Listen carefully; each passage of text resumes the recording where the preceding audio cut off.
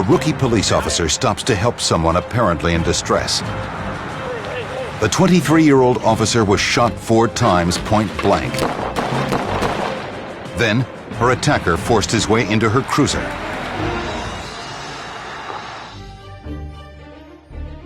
On February 2nd, 1998, recent Police Academy graduate Katie Conway was flagged down on a deserted downtown street of Cincinnati, Ohio.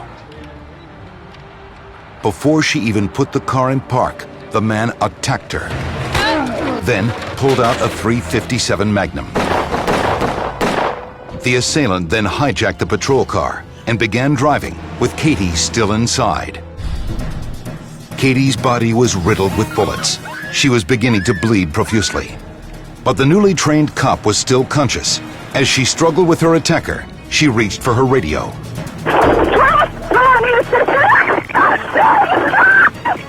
Where do you need it? This blood-curdling scream kind of came over the radio saying, "I've been shot." We knew it was Katie. We knew she was in trouble, but we just didn't know where she was at. Katie could be shot again at any moment. She couldn't risk using her radio again. As we're heading downtown, we had no idea where to look for her. Katie had just one chance to save herself. She got her gun out of her holster and fired. Both shots hit her attacker, sending the car careening out of control. I see off to our left another police car coming at us. I accelerated through the intersection, and that police car clipped us in the back end. The impact didn't stop Katie's cruiser. At 35 miles an hour, the car crashed straight into a concrete wall.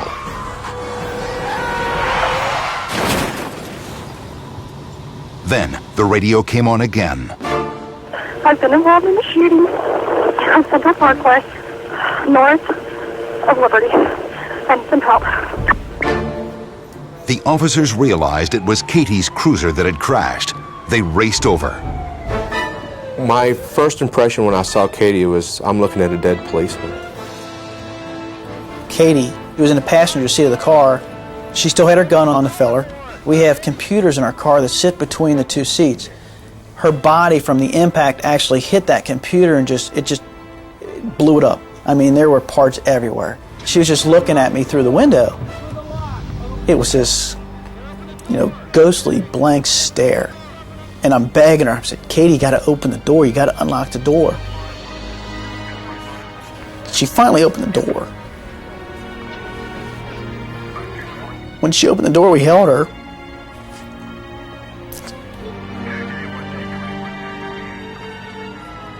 It wasn't clear if the attacker was dead or unconscious, and the police did not want to take any chances. One officer kept Katie's gun aimed at him, until another officer disarmed him and handcuffed him to the steering wheel. Fire company is responding. Paramedics arrived within 4 minutes. It was a sickening sight. She was gray, bluish. We were concerned with her life at that point. She was very unstable, her blood pressure was dropping, and she was in early stages of shock. As the medics got Katie out of the car, they could see bullet holes in her hip and thigh. But they didn't know what other hidden injuries she had. If a bullet or the crash ruptured an artery, she could bleed to death very quickly. They got her in the ambulance 2 minutes later. We started IVs, gave her oxygen, and trying to talk to her. She actually looked up at us and said, "I'm not going to make it, am I?" And I'm not even sure who it was. One of us in the back of the rescue unit says, "We're not going to let you die, Katie." But Katie was in critical condition and losing blood fast. The paramedics could only hope they would live up to their promise.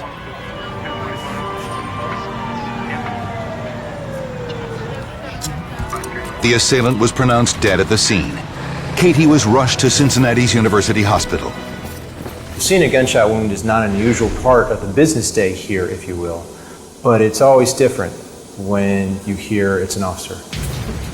The words "officer shot" are one of the things that certainly puts my stomach in a knot. I just remember having kind of a cold chill when those words first rang out. The most urgent priority was to find out where the bullets had penetrated Katie's body. If any one of them had severed a major blood vessel, she could bleed to death. As a nurse cut off Katie's uniform, Dr. Johannigman spotted a bullet lodged in her clothes. When I saw that, I knew it was a large caliber weapon. How do you get shot 4 times at point blank range with a .357 and then go on to survive? 2, 3. Bullets from a .357 Magnum traveled at more than 800 miles an hour, faster than the speed of sound. When they enter the body, they create debilitating shockwaves. It's exactly like a sonic boom. The shockwave an airplane pushes through air is similar to the shockwave a bullet pushes through tissue as it moves through a patient's body. The shockwaves alone are strong enough to tear tissue, break blood vessels, and destroy individual cells. Any allergies or any medicine? It appeared that all the bullets had penetrated in the area of Katie's abdomen and hips. Dr. Johannigman was also worried about her spine. He asked Katie to wiggle her toes. She couldn't even feel them. Okay, she can't move her feet. With Katie not moving her legs, and with so many holes going in so many different directions, what we'd be worried about if one of those bullets had crossed through her spinal canal, and that would have left Katie unable to walk. Dr. Johannigman ordered a series of x-rays. The bullets had crossed near the major arteries serving her legs and the major arteries in the lower part of her abdomen. There was no way, short of taking her to the operating room, that we could make sure that she wasn't bleeding to death from those. Katie was rushed into surgery. All right. Dr. Johannigman inserted a camera into her abdomen to look at the path the bullets had taken. When the attacker shot Katie, one bullet grazed across her back, another went in and out her left buttock. A third bullet penetrated her lower groin and lodged in her abdominal wall. And a fourth bullet entered Katie's left thigh, traveled through both legs, and shattered the bone just below her right hip. Some of the bullets had come within centimeters of her major arteries, but incredibly, nothing vital was severed. Dr. Johannigman removed the bullets he could get to. The bullet holes were wide enough for his finger to fit inside. There were also large areas of injured tissue around the paths the bullets took. To prevent infection, Dr. Johannigman had to push bandages into the bullet tracks to allow the blood and fluid to drain from these wounds. Then, he called in orthopedic surgeon Edward Lim to repair Katie's shattered hip. The injury that Katie has is what's called a femoral neck fracture. The trajectory of her bullet came in from here, across this area, and came all the way across, and effectively taking out a segment or a chunk of bone right in this area. Dr. Lim used a special screw to bridge the gap created by the missing bone. The pressure from the screw forced the remaining bones to come together and eventually fuse.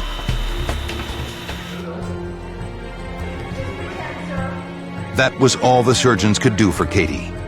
She was taken to the ICU with shrapnel still in her body. As Katie recovered from her surgery, officers from the Cincinnati Police Department gathered in the hospital, waiting for news of her condition. The bond we have for one another is incredible. It really is a family. And we have to look out for one another because there's no one else that's going to do it for us. And when something happens, something's happened to our family. It's like my sister sitting there. A few hours later, the officers who were first on scene to help Katie were allowed to see her. We went in and saw her, and she thanked us. That's all she said was thank you. Thanks for everything. No problem. Thank you. With her parents at her side, Katie made it through the first critical 24 hours. But she still couldn't feel or move her legs. Her spinal cord wasn't severed, but the nerves and muscles in her legs were badly damaged. What's more, The bullets had so severely damaged her pelvic area, it was unclear whether the 23-year-old would ever be able to have a baby. Take it easy and rest and go to sleep. And we're not going to leave. We're going to be right here. I think for all patients, after they know they're going to survive, the next question the patients ask is, am I going to be okay? And okay to a patient means, am I going to lead a normal life? And Katie and I talked about that a little bit as she was getting well, and that's one of those questions you can never answer other than to say, I think so, and I certainly hope so. Katie was determined to turn Dr. Johannigman's hope into a reality. It would be a hard road ahead, but the officer who had been shot 4 times had a tough spirit. She had already saved her own life by shooting her attacker. Now, she was not going to let her injuries defeat her.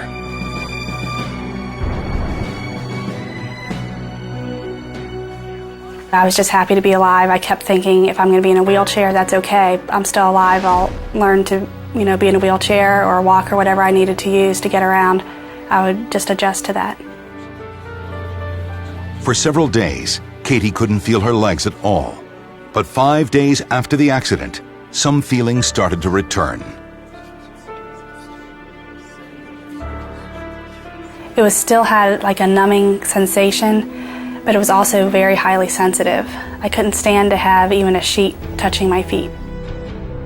Gradually, the feeling in her legs returned to normal. After 2 weeks in the hospital and 2 months of rehab, Katie could walk. While Katie recovered, the police department investigated her case. They soon discovered the identity of her attacker. The autopsy report shed some light on his behavior. He had cocaine in his system.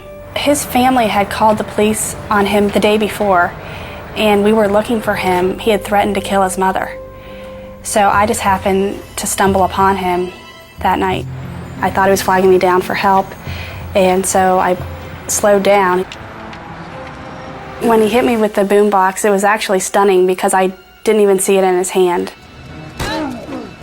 I came right back up and recovered, and as that was happening, he began firing his gun.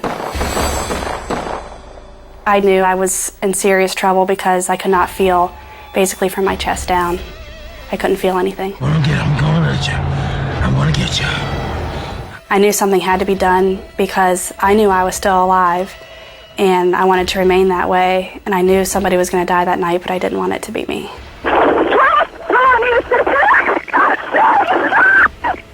I made a conscious decision to shoot him. I did it in an effort to save my own life, and it's not something anybody ever wants to do, but it was something that was necessary to do that night. I had a window of opportunity to choose when to shoot. As I peeked my head up, I saw a little break in the traffic, and that's when I chose to shoot. As we crashed into the building, it was a relief in a sense because I knew it was all over. I knew I was safe, or as safe as I could be at that moment. I knew he was dead. I got back on the radio, gave my location of where I was, and I knew at that point help was on the way and I would be in good hands. Today, Katie's injuries are healed, but she can't run and therefore doesn't meet the requirements of a police officer. She's no longer with the Cincinnati Police Department, but she hasn't left law enforcement entirely.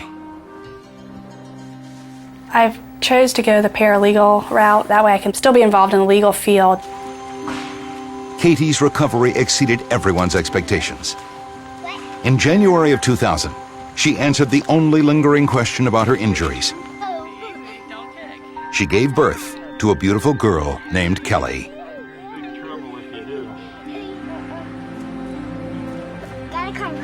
I hope to have a long, happy, healthy life with my daughter and lots of happy times ahead.